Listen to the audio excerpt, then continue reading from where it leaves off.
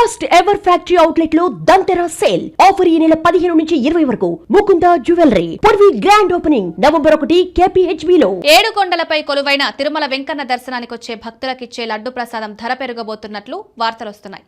ఈ మేరకు టీటీడీ ప్రయత్నాలు ప్రారంభించినట్లు వార్తల సారాంశం. ప్రపంచవ్యాప్తంగా ఎంతో పవిత్రంగా భావించే లడ్డు ప్రసాదం ధర పెరుగుతుందన్న అంచనాలతో డిమాండ్ కూడా భారీగా పెరిగింది. మరోవైపు లడ్డు ప్రసాదం రేట్లు పెంచడమేంటన్న విమర్శలు కూడా వినిపిస్తున్నాయి.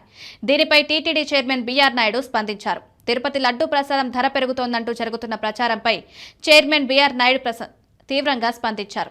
ఈ మేరకు ఆయన ఎక్స్ లో ఓ పోస్ట్ పెట్టి క్లారిటీ ఇచ్చేశారు. తిరుమల తిరుపతి దేవస్థానాలు ఆంధ్రప్రదేశ్ ప్రభుత్వం యొక్క ప్రతిష్టను దెబ్బతీయడానికి కొన్ని నిష్కపటమైన బాధ్యతారహితమైన మీడియా ఛానళ్లు ప్రయత్నిస్తున్నాయని ఆయన ఆరోపించారు. పవిత్రమైన తిరుపతి లడ్డు ధరను పెంచాలని టీటీడీ ఆలోచిస్తోందని తప్పుడు నివేదికలు వచ్చాయని చైర్మన్ బీఆర్ నాయుడు తెలిపారు.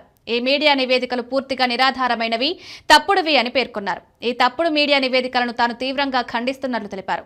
లడ్డూ ప్రసాదం ధరలను పెంచే ప్రణాళిక టీటీడీకి లేదని పునరుద్ఘాటిస్తున్నానని వెల్లడించారు. దీంతో లడ్డూ ప్రసాదం ధర పెంపుపై జరుగుతున్న ప్రచారానికి చెక్ పెట్టినట్లయింది. ఇప్పటికే కూటమి సర్కార్ అధికారంలోకి వచ్చాక టీటీడీ ప్రతిష్టకు భంగం కలిగేలా సోషల్ మీడియాతో పాటు ప్రధాన మీడియాలోనూ ప్రచారాలు జరుగుతున్నాయి.